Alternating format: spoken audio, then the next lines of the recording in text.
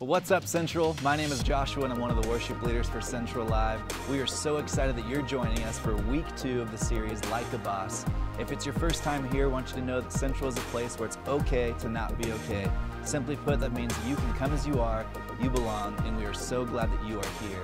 We'd love for you to just fill out a short form either right now or at the end of the experience at centralonline.tv/welcome, and then we'll send you a free download of the song I Lift My Eyes off the album Greater by Central Live.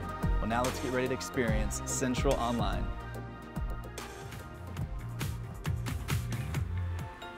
We are go for launch in T-minus 10, 9, 8, 7, 6, 5, 4, 3, 2, 1.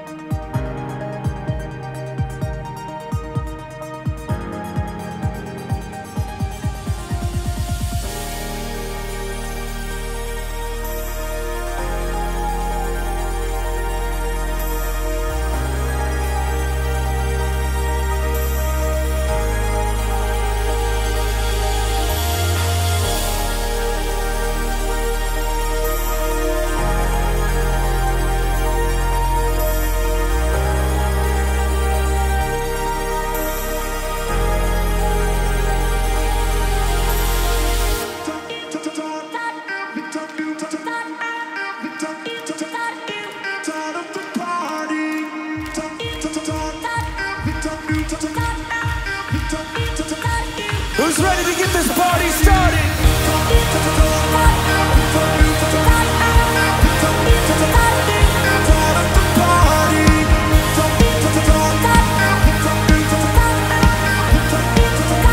Come on, let's sing with us. You shine through the dark in me, and you light up my life to be forever alive and free.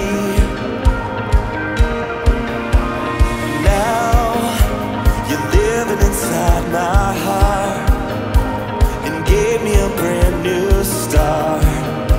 We'll never be forced apart. Alright, Central family, you sing this out, come on. 'Cause hope is love unfailing, never changing. Hear the sound, the chains are breaking now. Let's start up the party, 'cause you have rescued me.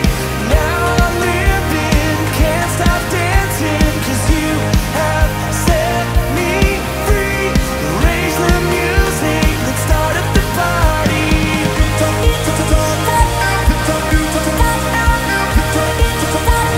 Start up the party. Here, I'm bound in the grace of God, and I'm saved by your perfect love. Forever where I belong. Come on, get those hands going. Now, the rhythm of my feet are moving to the beat. Your spirit alive in me. 'Cause hope is rising, love unfailing, never changing. Hear the sound, the chains are breaking now. Let's start up the party, 'cause you have rescued me. Now I'm living, can't stop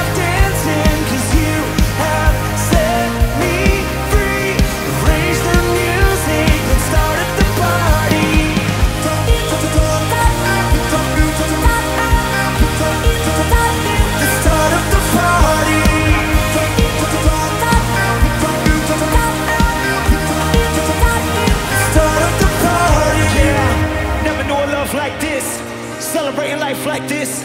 All I had was a hope and a wish. Nothing in the world could compare to this. Eyes closed, I'll walk it. I now know what faith is. Trust it, believe it. My hands up, I'm dancing. New day, new me, no enemy. I'm set free, I'm on cloud now. Got my music loud and everything is alright. Victory, yes victory. Make a joyful noise because you believe. Now shine your light for all to see. Let's start up the party, 'cause you have rescued me. Let's go. Now I'm living, can't stop dancing, 'cause you have set me free. Raise the music, let's start up the party, 'cause you have rescued me. Now I'm living, can't stop dancing, 'cause you have set me free. Raise the music, let's start up the party.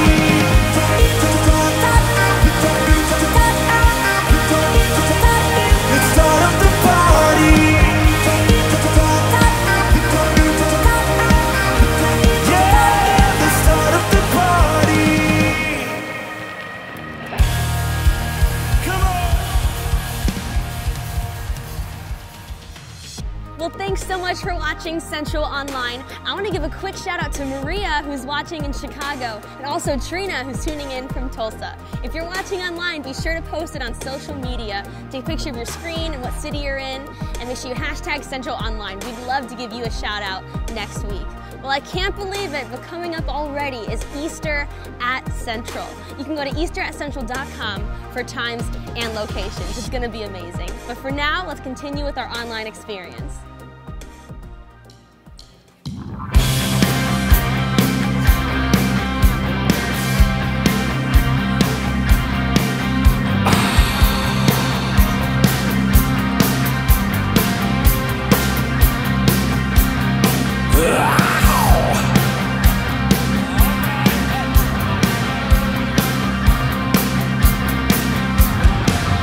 Clean shirt, new shoes, and I don't know where I am going to.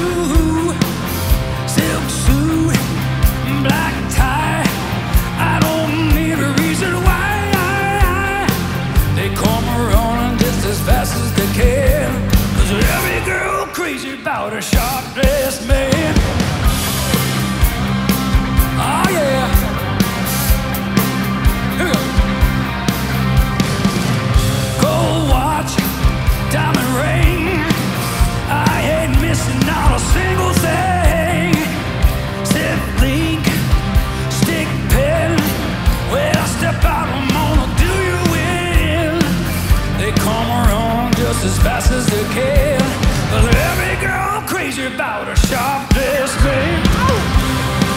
Alright, yeah.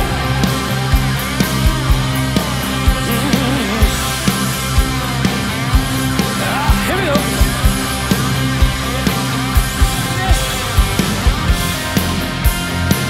Oh.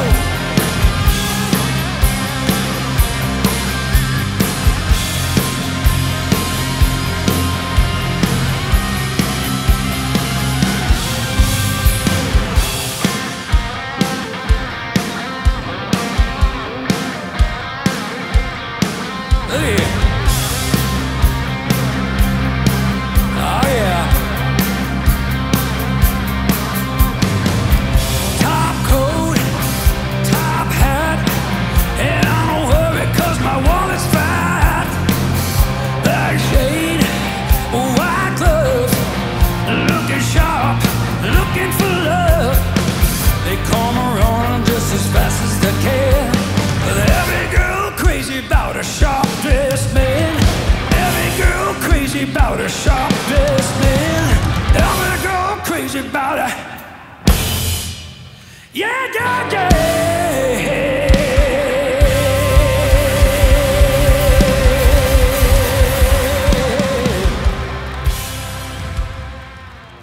Well, as Josh mentioned earlier, today we're in week 2 of our series, Like a Boss, where Pastor Judd is helping us with tools on how we can better manage our resources, from our spending to our saving and even our generosity. And speaking of generosity, I want to give a huge shout out to all of you who became Generosity Rockstars last week. In fact, your names are going to appear right here at the bottom of the screen. On behalf of Central Church, thank you so much for your and your family's gift to the church. We ultimately use these resources to feed hungry people in our cities, to help those who are incarcerated experience God behind bars all over the United States, and then even those who have addictions, break those through Celebrate Recovery and so much more, but ultimately to introduce people to Jesus and help them follow Him, which is the mission of our church. So if you have yet to become a Generosity Rockstar, I want to challenge you today, for those of you watching online, to take this step of faith. A Generosity Rockstar is someone who gives a minimum of $20 reoccurring online. It's really easy to set up. You can go to centralonline.tv/give to set up that safe and secure gift. And when you do, we're going to send you a free copy of our Central Live album, Greater, in the mail this week. We're also going to send you a coin. It's something you can keep in your wallet, your purse, your pocket. It's a reminder that this gift is going to make in other people's lives, that God makes a difference in our own hearts and lives. So make sure you do that today. Ultimately, we hope these gifts will change lives all over the world, just like Claudia, who experienced a second chance right here at Central.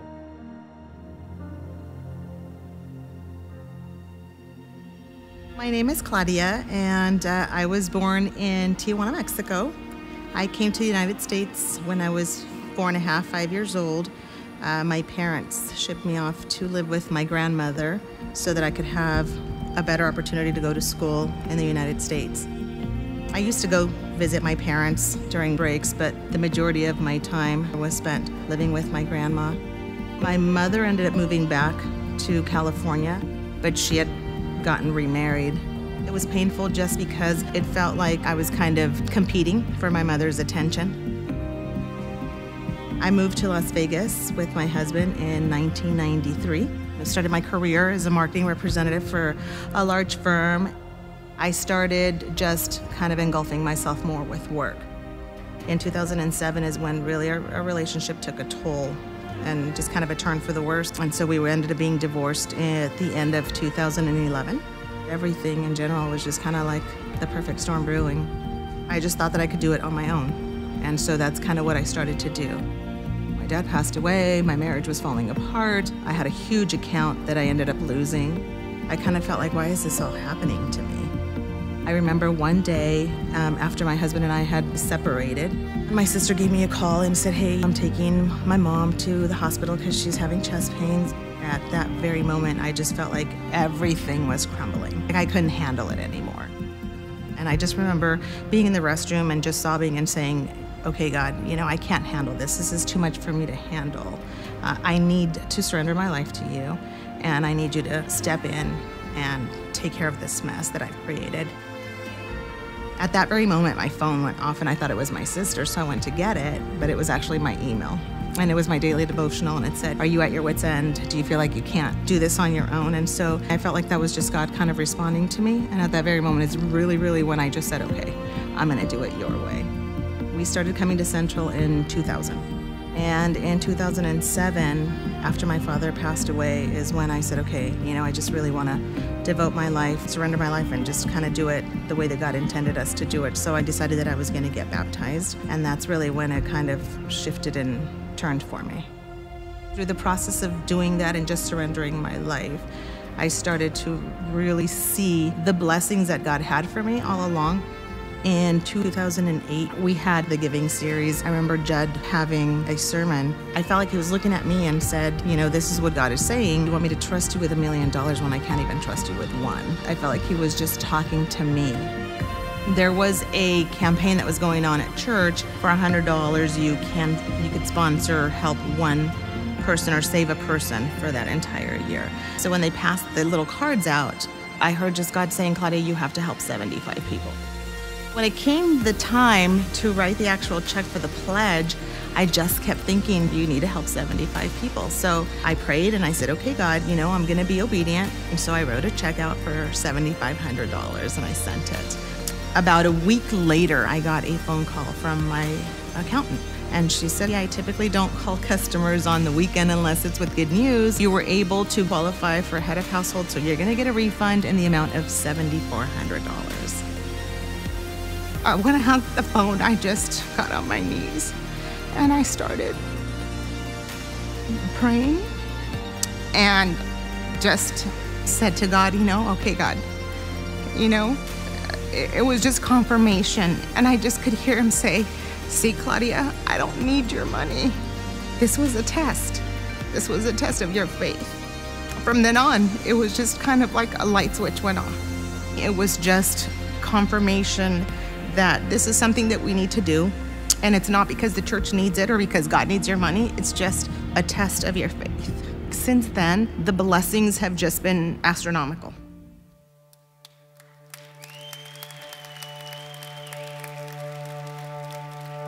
You were the Word at the beginning, one with God the Lord Most High.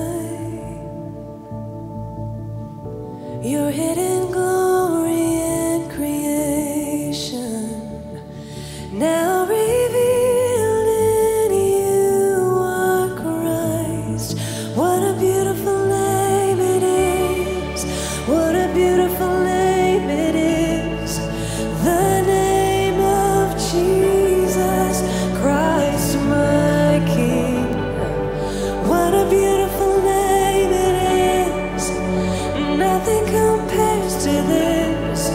What a beautiful name it is. The name of Jesus. You didn't want heaven without us.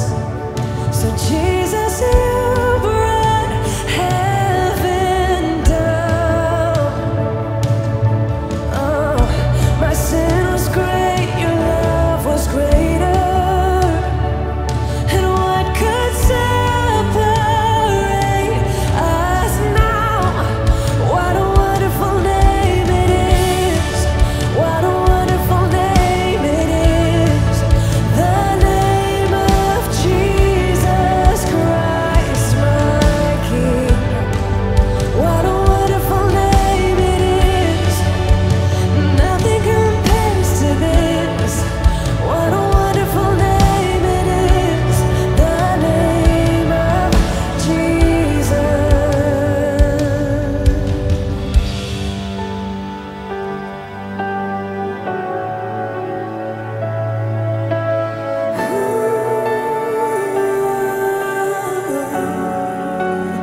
Death could not hold you. The veil tore before you. You silenced the boast of sin and grave. The heavens are roaring the praise of your glory. For you are raised to life again. You have no rival. You have no equal. Now and forever, God, you reign. Yours is the kingdom. Yours is the glory. Yours is the name above all names. What a powerful name it is. What a powerful name it is. The name of Jesus Christ, my King. What a powerful name it is. Nothing can stand against. What a powerful name it is. The name of Jesus. What a powerful name it is. The name of Jesus. What a powerful name it is. The name of Jesus.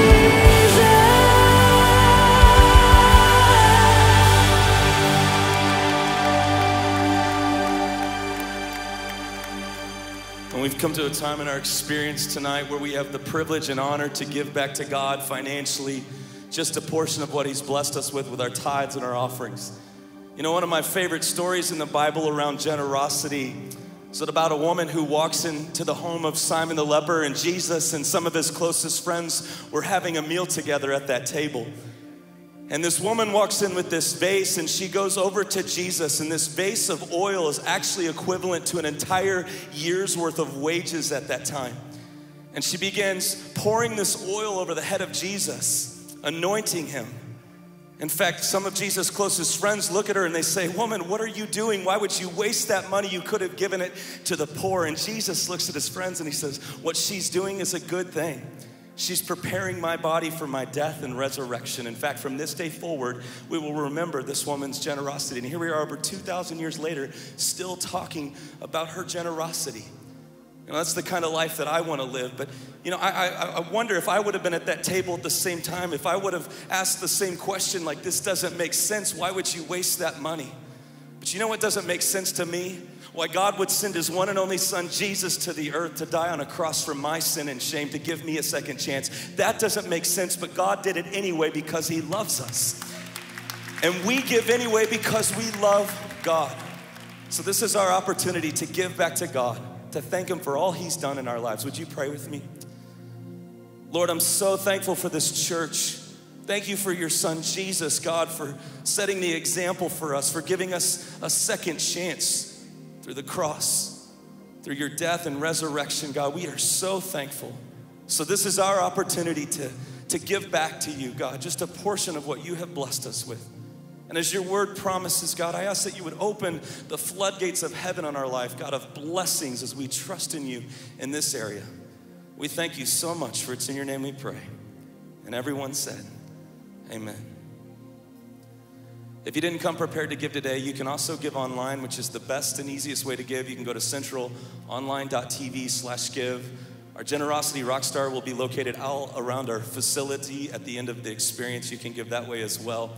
Or in a moment, as our ushers pass the trays, you can give by check or cash. But let's continue to sing together right now as our ushers pass the trays. Let's continue to lift our hearts to him.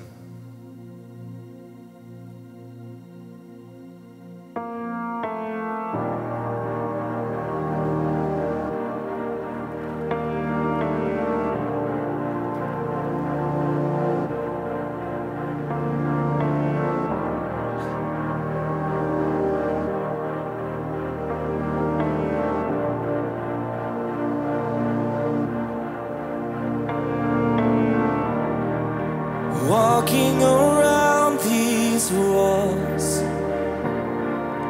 I thought by now they'd fall, but you have never failed me yet.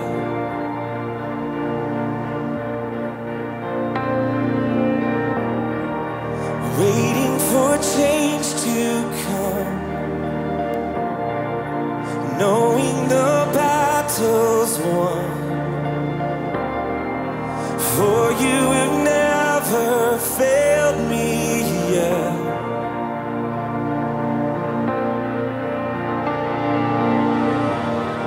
Your promise still stands.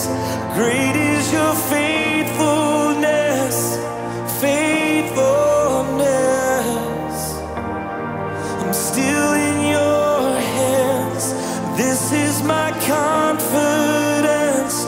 You've never failed me yet.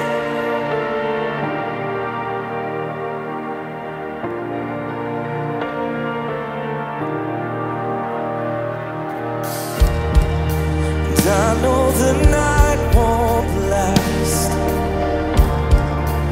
Your word will come to pass. My heart will sing your praise again. Whoa, Jesus, you're still enough. So keep me within your love. My heart will sing your praise again. Come on, God's promise still stands. Your promise still stands. Great is your faithfulness, your faithfulness. I'm still in your hands. This is my confidence. You've never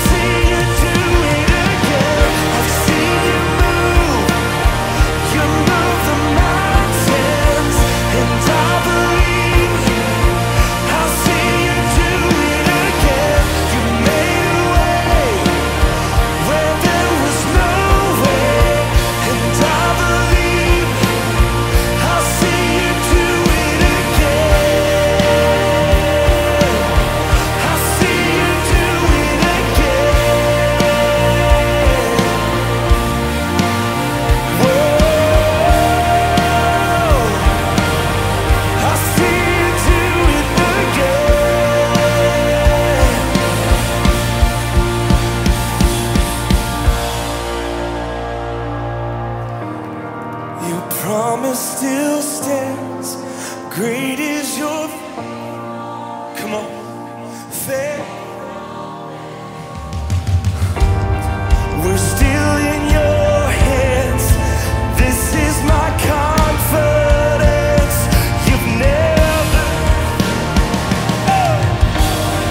your promise still stands. Great is your faithfulness, faithfulness. I'm still in your hands. This is my confidence. You've never failed me yet.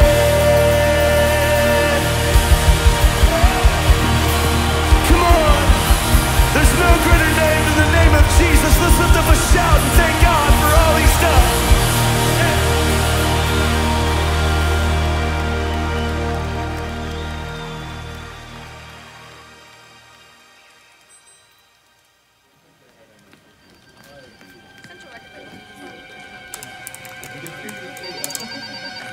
Central record label.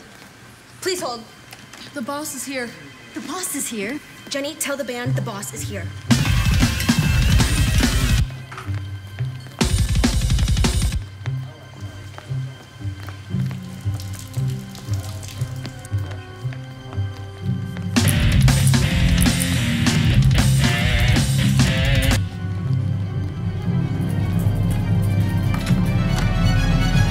So, do you want to be a rock star?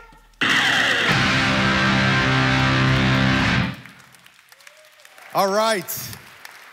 Nice to see you guys today. I want to welcome our Henderson location. I want to say a big shout out and lots of love to our Summerlin family, Sunrise Mountain, Southern Highlands, Kingman, those who are joining us in our partnership with God Behind Bars and different prison facilities, 11. Thank you guys for being with us today, and those watching online, those watching on Facebook Live, thanks for joining us. We're talking about how we can be a boss over our finances and our money using biblical principles so that our money and our finances aren't the boss of us. And that's what Like a Boss is really all about. Once a year around Central, we do a financial series and we dig into biblical principles of financial management. And I'm excited every year when we get to do it, and I'm excited for this weekend. It's going to be a great teaching, I think, for all of us in our lives. You know, it's amazing. You can get just about anything today upgraded to a luxury item. In fact, I even got this, and this just kind of blows me away. This is it's actually a MasterCard that you can get, but it's a luxury MasterCard, the Black Card. This card, no lie, this is what it says on it. You ready for this? You got your seatbelt on? It says that you can get this card, and it is stainless steel with carbon backing. It's a credit card, people, but what it says on it is you can live life without limits until the bill comes.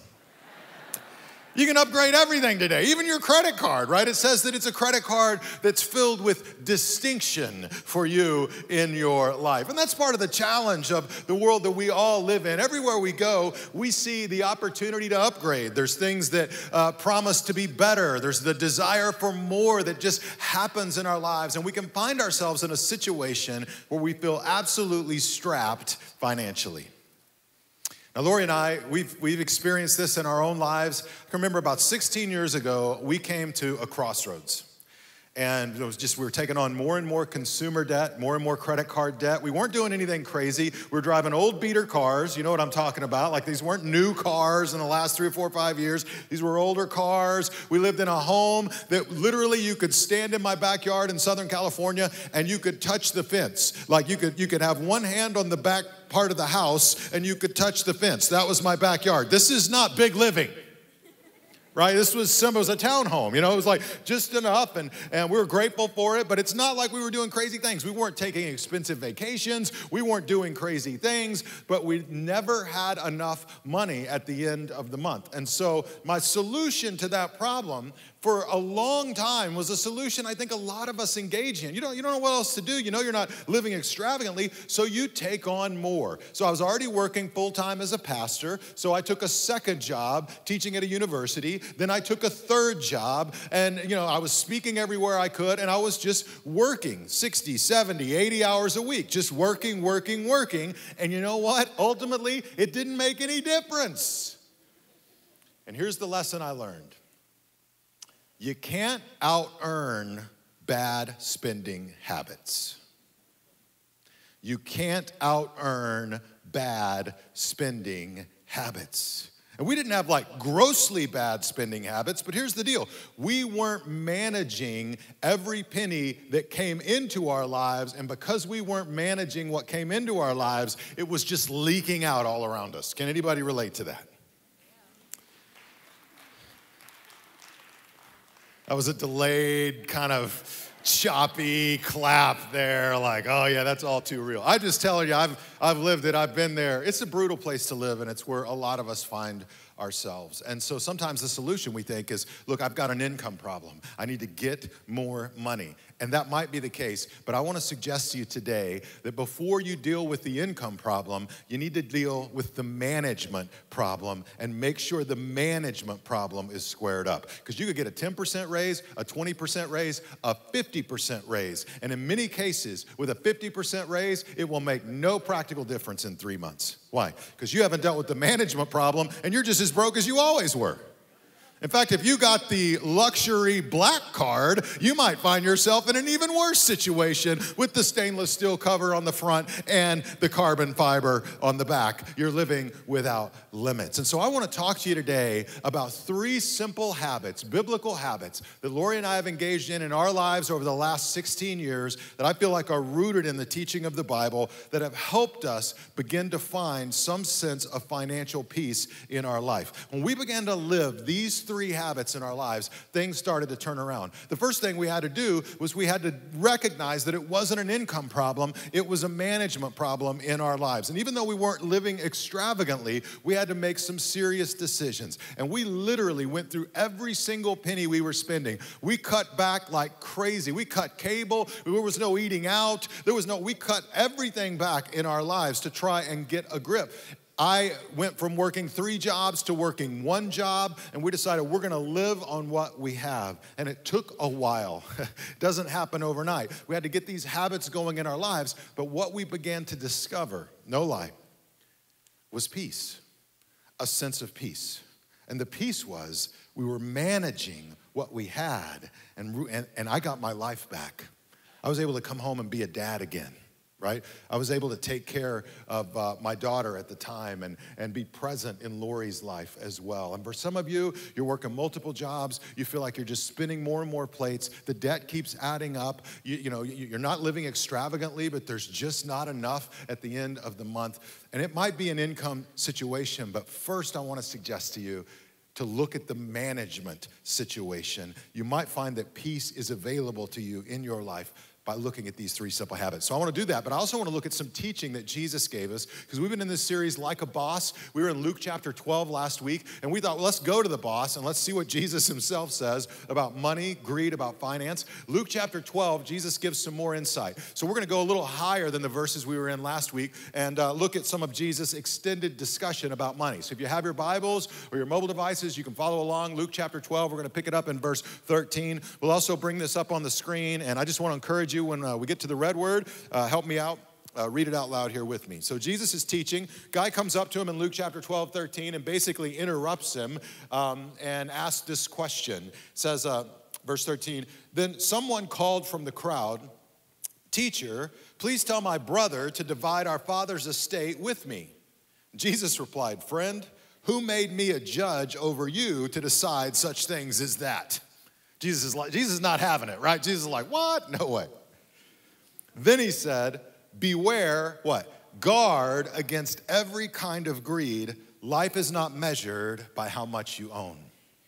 Now, this guy's question, he had bad timing because Jesus is like teaching and he just sort of yelled out and interrupted him in that moment. But it wasn't that religious leaders and rabbis, teachers wouldn't get questions like this. The division of their family's estate would have had certain religious law expectations around that. So he's coming to an expert in the religious law, a teacher, and he's saying, look, tell my brother to divide the estate with me. Tell my brother to split it up. And Jesus, in the situation, sees something more than a money problem, more than an inheritance problem. He sees a heart problem, right? And he goes right to the issue. He goes, hey, I'm not gonna be the judge of this situation, but here's what I can tell you. You gotta guard against every kind of greed. Now, if you think about it in our life, I remember looking at Amazon, and you can go on Amazon and you can find a list of things that people are looking at and saving for future purposes. And one of the things at the time that was one of the number one things that people kind of had on their list of items that they were looking to get was security camera, some kind of a security alarm system, you know, like the Nest or something where you can kind of look in and see. And so like, I'm watching all of this. We're in a culture that's all about guarding and protecting, not our hearts, but our stuff. And Jesus comes along and says, no. Here's what you need to beware of. Here's what you really need to guard against. You need to guard against greed of every kind, because life is not measured by how much you own. And how desperately do we just need to hear that again and again in our culture where everything gets reduced to money and power and what you own. Jesus says it's not measured by what you own. So let's look at some habits that can help us get control of our stuff so that our stuff doesn't control us. First habit is simply this, the pay now habit.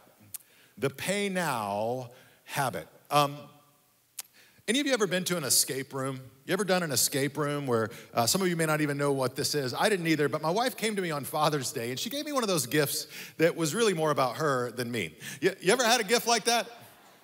Like I bought her a vacuum cleaner once, but it was really more about, yeah, I know, but it was really more about me than it was her. I was like, look at this cool vacuum cleaner. This is gonna be great. You're gonna love this. She could care less, but I'm like, I'm so glad we got that awesome vacuum cleaner. So I don't like games. I'm not a big gamer because I feel like my life is stressful enough. I don't need the stress of a game in my life. You know, on top of all that, I got enough stress going on for a lot of us. And but Lori loves games. My kids love games. And so for Father's Day, she gives me an escape room, which is like this room that you go into, and there's multiple layers to it, and you're trying to figure out clues together under a time frame, and it's incredibly stressful. And my first thought I wanted to say to her was, look, how about for Father's Day we do nothing and we use this for Mother's Day next year on your day?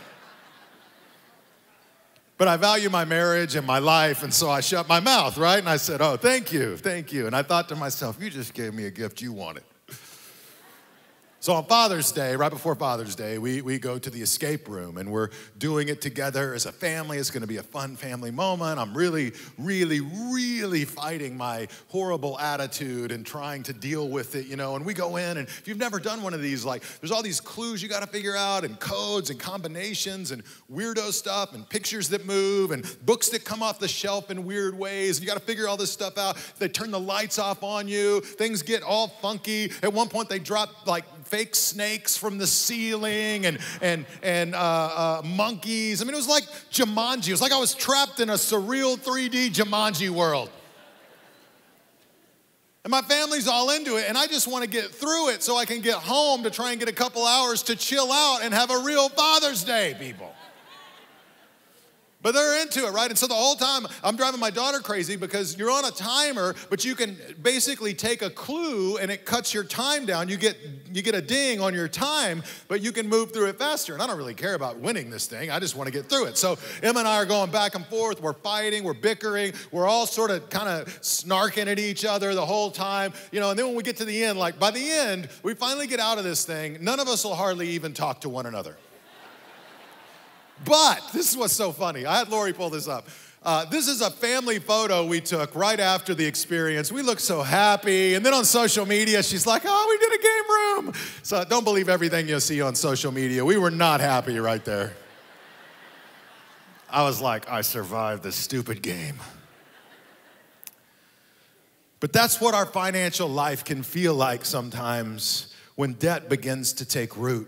When we buy into this culture that says, buy now, pay later, right? 90 days, same as cash. You can get the loan and there's no interest, but you read the fine print, you miss one payment or you're even low on one payment. I was just talking to a friend of mine. He got a loan. He goes, the fine print says, if you miss one payment, you're late on one payment, your interest rate goes from 0 to 26.9%.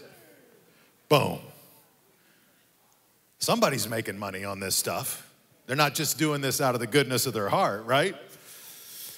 And so we can get into a situation where life starts to feel like the escape room. And that's why finance and debt is one of the number one reasons for stress in our lives and our marriages and our families. We're trying to figure out the code. We're trying to get out of this room into the next. And it just starts feeling like we're moving money around from over here to over there. We're just trying to survive somehow. We're arguing, we're bickering, we're fighting, but there's never enough. And part of the challenge is we live in a culture that is buy now, pay later. We try to separate in our culture the joy of buying from the pain of paying, right? And so you get into this cycle. You get into the debt escape room in your own heart and in your own life. And I think many of us know what that's all about. Lori and I were there. We've lived in that place, and I don't want to go back. And so we made some decisions in our life that I think can be an encouragement to some of you. Some of you feel helpless right now. You're fighting amongst your family. You feel hopeless. You're not sure how you're going to move forward in this place. And I want you to know there is hope. You can absolutely escape from that situation. You absolutely can. It may not be easy. It may not be quick, but you can. I'm living proof of that. And when you do, your life can be filled with more peace than it currently is. I believe that with all my heart, and I believe God will help you. But one of the greatest habits you can engage in is the pay now habit. The pay now habit says, if I don't have the cash for it, I'm not going to buy it. The pay now habit says, I'm not just going to whip my card out and put it on my card and deal with my credit limit. Listen, your spending limit and my spending limit is not your credit limit. It's your income limit. Right? Banks, I looked at my bank. I pulled my website up on my bank today. What is it? How much can you borrow? I'm like, wrong question. Because the bank will loan you more than they should loan you, right? And you can find yourself flipped upside down in the middle of it. So it's our spending limit, not our credit limit. It's our income limit, not our credit limit, that is our real spending limit in life. Now, I'm not saying all debt is bad. The Bible doesn't say all debt is bad. The Bible gives big principles that we should be careful about the debt we take on in our life because it makes you a servant to the lender. Now you're under their power. Now you owe those individuals. Now certainly businesses borrow money so they can make money. We borrow money for homes, even cars to get to our jobs and our places of work. But when it comes to consumer debt and credit cards and this kind of stuff, not even on lavish things, just on survival issues, we can get into a situation where we just keep basically buying now, paying later, buying now, paying later. And now we're in a situation where basically it's not our income that has determined our spending limit, it's our credit limit, and we're overwhelmed.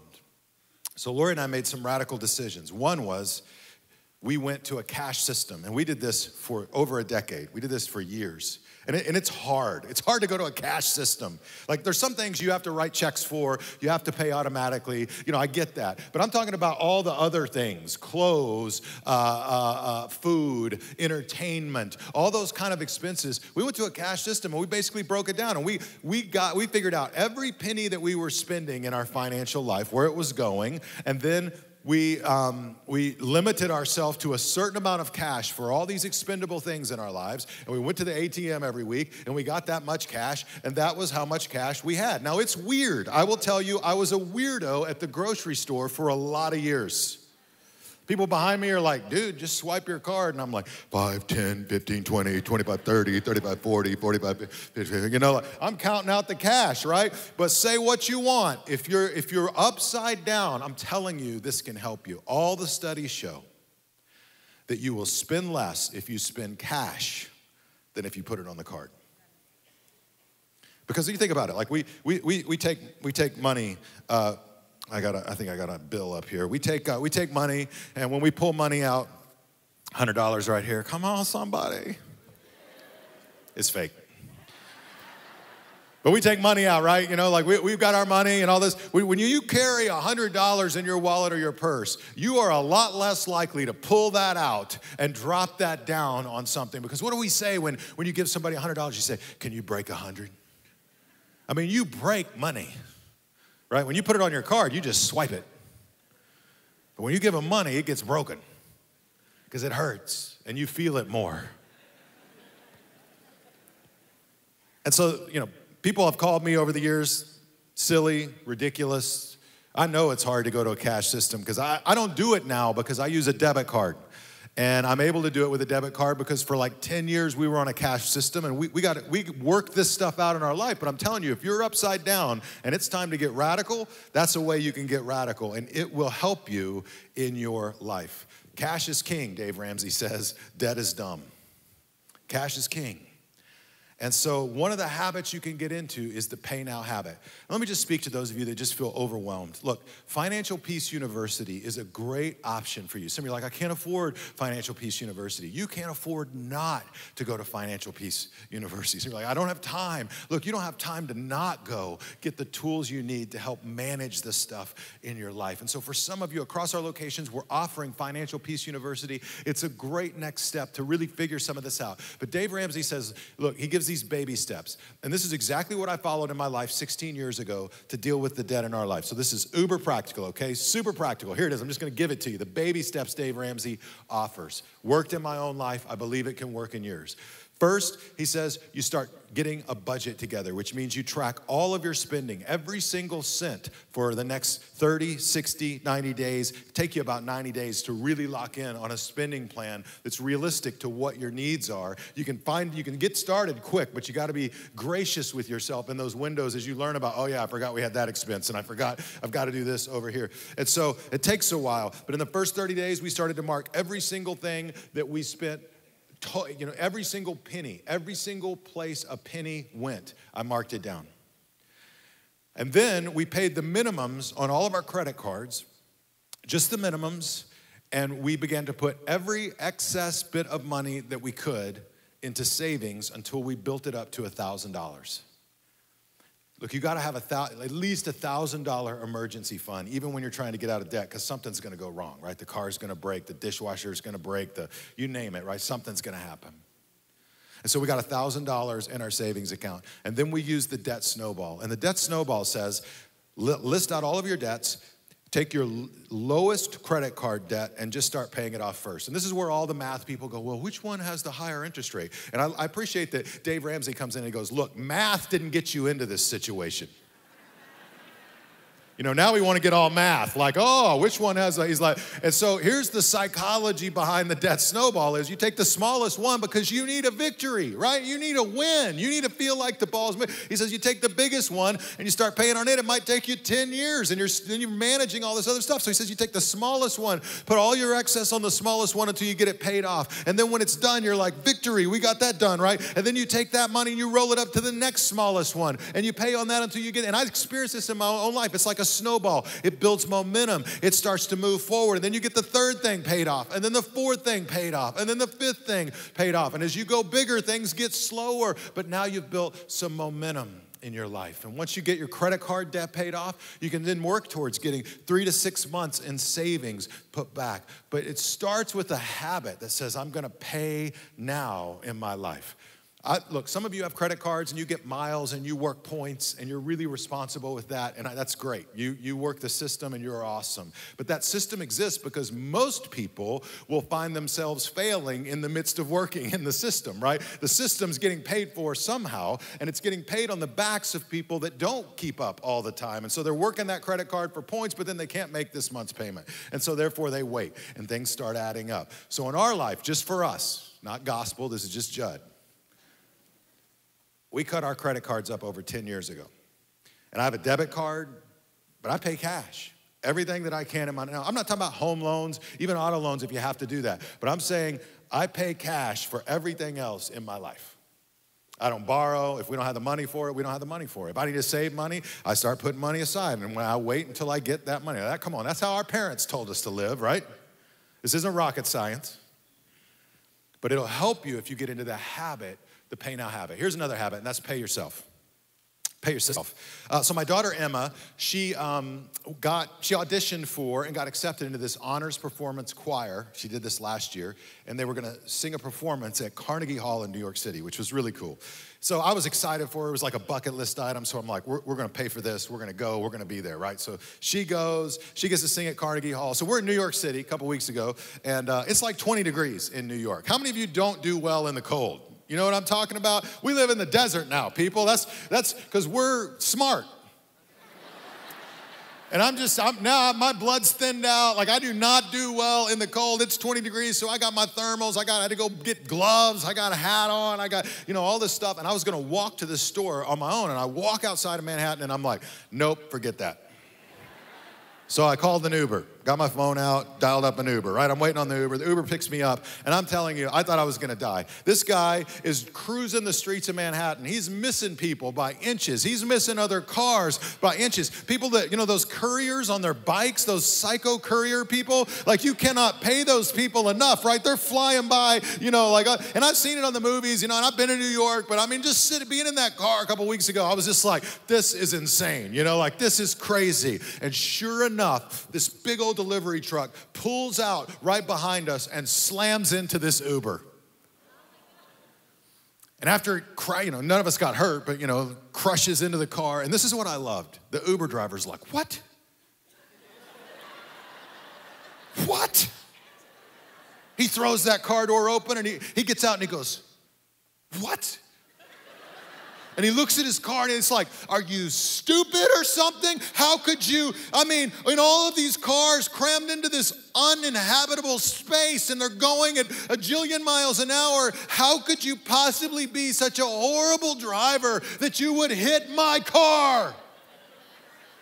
And then they start going after it, right? The other guy gets out. They weren't throwing punches. They're New Yorkers. They're throwing words in New York fashion, right? Arms are flying, everybody. And I'm like, I'm going to slip on over here, get another Uber now. I'm out. But I thought about that experience because she was so blown away that this could happen. And I think that's how a lot of us, myself included, have spent too much time in our financial lives. We run so close to the line. Hello, we're running like 1,000,000 miles an hour down the street, right? We have nothing in savings. 6 out of 10 Americans have nothing in savings, nothing put back for a rainy day. At some point, you're gonna get hit. At some point, the dishwasher's gonna break. All of a sudden, you're gonna have a medical expense that comes into your life and you gotta deal with that. The unexpected is going to happen, and it's not God's fault when it does. Look, Jesus says, in this world, you will have trouble. And so we're to be wise about how we manage our stuff, and saving is very important. And so my challenge to you is, if you don't have anything in savings, start just trying to get $1,000. But Lori and I in our lives, once we kind of got those bases eventually covered, and it took about 18 months for us to dig out of that hole that we found ourselves in. Once we had that covered, we started to basically just live in a framework that I call the 10-10-80 framework. I give the first 10% of everything we earn back to God. I trust Him with my tithe. I take the second 10% and I save it, and I put it back for future use, whatever may happen. I'm not trusting it for security, but I'm trying to be wise, right? And we learn to live on 80%.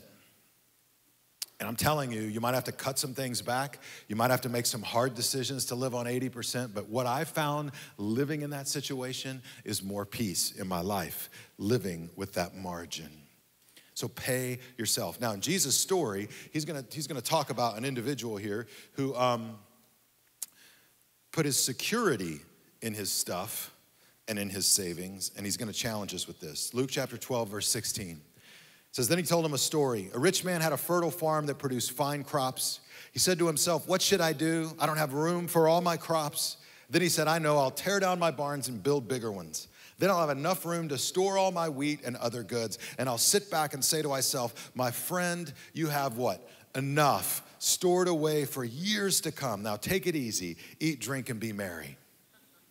So he's got savings, he's got things put back, right? And we might read this and think this guy's a good steward, but there's several things going on in this story. One is this guy already had barns, he already had crops, he already had savings, right? This was in excess of the excess. And he doesn't think about anybody else. He doesn't think about God. He doesn't think about others. He doesn't even think about his family. Middle Easterners who would have heard this story, a scholar, Kenneth Baylor, commentator, says they would have been surprised that this Middle Eastern man is talking to himself about this very important decision, because they lived in these small, close-knit communities, and pretty much every decision in that culture you talk through. Like, you have friends, family, and others. So he doesn't have friends. He doesn't have family. He's already isolated himself. And the original hearers of this story would have thought, how interesting that he doesn't have anybody to talk to about these decisions. Because you look at him, he says, I said to myself. He's just talking to himself. I'll just build bigger and bigger and bigger. Luke chapter 12, verse 20. But God said to him, you fool, you will die this very night. Then who will get everything you worked for? See, we want to save for the future. We want to be wise, but we want to be careful not to find our security in our stuff and not in God. This guy's building bigger barns, doing bigger stuff, and trying to find his security in all these different places. God says, literally, it could read in the original language, your soul will be required of you. Now, I want you to think about this. He thought he owned all these barns. He thought he owned all this stuff. He didn't even own his own soul. God did. He says, your soul will be required. Like, it's been loaned to you, and now it's going to be required back. Just like your farm's been loaned to you, your life's been loaned to you, your house has been loaned to you, my house has been loaned to me, my car's been loaned to me, my stuff's been loaned to me, my kids have been loaned to me. Everything I have comes from the hand of God. It's all his to give and his to take away. So I'm going to say thank you, because I don't want it taken away, right? Say thank you. I'm going to be grateful. I'm going to try to be wise, but I don't want to find my security in my savings account. I find my security in God. I save to be wise, but my security is in God. So 3 habits that'll change your financial future. Pay now, pay yourself, and then pay it forward. Pay it forward. Look at what we read in the next verse, Luke chapter 12, verse 21. Jesus says, yes, a person is a fool to store up earthly wealth, but not have a rich, relationship with God. You need that rich relationship with God. That's why in the very next verses, Jesus says, don't worry. Don't worry about what you'll eat, what you'll wear. God will take care of you. He says, we looked at this last week, seek first the kingdom of God and trust him. And then Jesus goes on a few verses later, Luke chapter 12, verse 33, he says, sell your possessions, give to those in need. This will store up treasure for you in heaven, and the purses of heaven never get old or develop holes. Your treasure will be what? Safe. No thief can steal it, and no moth can destroy it. Even in my life, when I was seriously trying to dig out of the debt hole, I continued to give to God. It was my way of trusting him in the midst of this situation that I'd gotten myself in, to say, I'm going to keep putting you first, God. I'm not going to sort of try to do this on my own and then come back and be generous when I can. I don't feel like I can be generous now, but God, I'm going to take what you've given me. I'm going to give my first tithe to you. I'm going to trust you, and then I'm going to attack this debt. And God was faithful to our family in that season. I'll never forget it. Listen, God showed me his faithfulness multiple times, but one of the first times was shortly after I became a follower of Jesus. Right after I got out of high school, I moved to Albuquerque, New Mexico to play in a rock band. Yeah. Totally broke, right? Some of you know, stupid, dumb kid, right? Doing my own thing, didn't have any money. I worked at a water park, okay? And it kept raining, and when it would rain, we didn't get hours, because it'd rain and you couldn't work. I was on the maintenance crew. And I remember I went to church, and I remember God just convicting me, like I wasn't tithing, I wasn't giving, I wasn't being faithful as a follower of Jesus. And it wasn't about money, it was about my own heart. And I was convicted I needed to do something, but we didn't have anything. I mean, like, I was living with a whole bunch of people, 3 different friends, and I mean, like, literally, I had the gas in my tank, $5 to my name, nothing. And I wasn't getting work hours. But I remember in that moment, I said, all right, God, I'm just going to trust you because it's not working my way, and what do I have to lose? And so I gave at this church service on a Wednesday night. And I remember going home, and I felt good to give. I just felt relieved. I was like, God, it's in your hands. I'm trying to be on it. I'm trying to be faithful. I'm going to try to honor your word. And I remember walking up to our little place that we were renting there, and there's all these groceries on the front porch. And none of us knew how they got there. And I never did find out who left them all there. Now, you can say that it's just random. Look, I've never walked up to my front door again and found groceries on the porch, unless Amazon Prime's delivering. You know, like it's just never happened. But it happened the night that I took the little that I had and I said, God, I'm gonna put it in your hands and I'm gonna trust you. And after that, I said, all right, God. First I called all my friends. We asked everybody we knew. Everybody's like, I don't know. Yeah. I'm like, I think I know. But I'll keep that to myself. And I'll be grateful.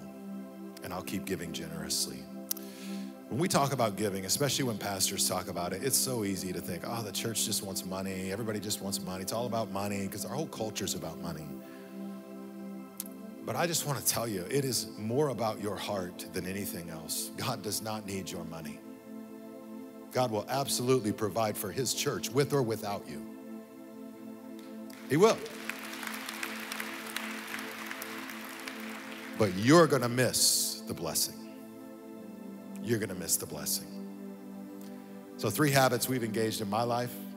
Pay now. Pay yourself. Pay it forward. As we've tithed and given back to God, he's always been faithful to us in our life.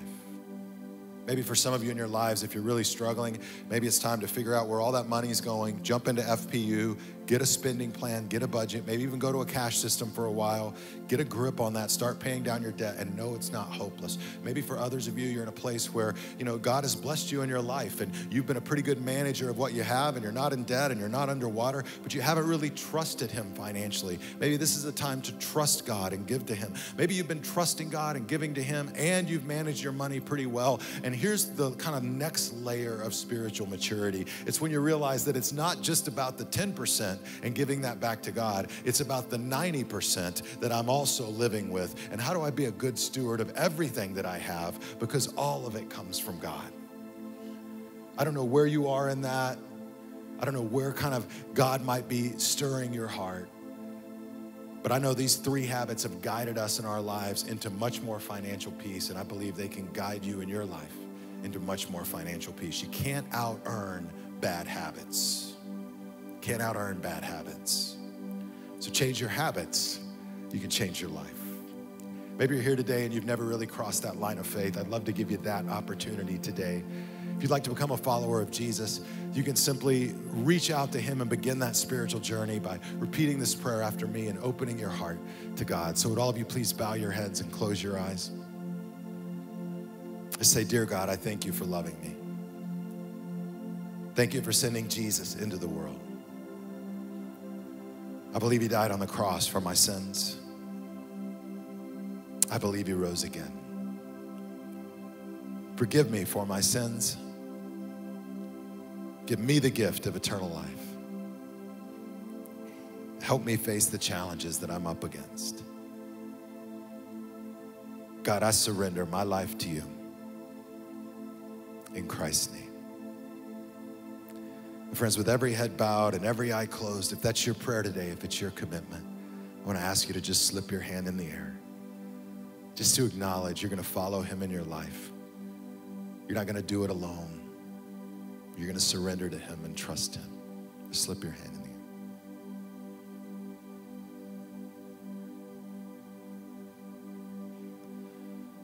God, I thank you for each person just reaching out to you today. I pray you'll fill their heart and their life with your love and your goodness and your joy. God, may they come to know the peace that only you can provide to each one of us.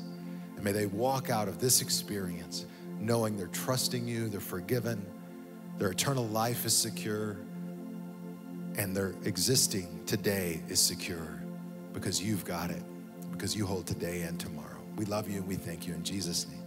Amen. Let's give it up for those who made spiritual commitments in their life today.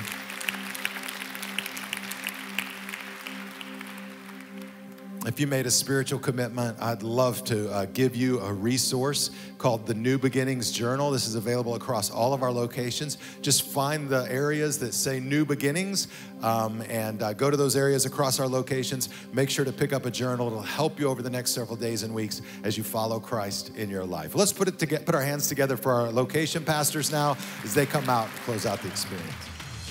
Well, if you prayed that prayer today, I just want to say congratulations. It's the best decision that you're ever going to make, and we would love to know about it.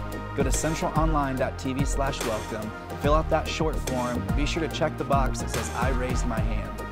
When you do that, this week we're going to send you a free copy of the New Beginnings Journal. This is a great resource to help you in your next steps in your faith with Jesus. If you have prayed that prayer and you want to become a generosity rock star, you can still do that right now. Go to centralonline.tv/give and fill out the form there. Between now and next week, be sure to hold on the promises found in Romans 8. If God is for us, who can be against us? See you next weekend.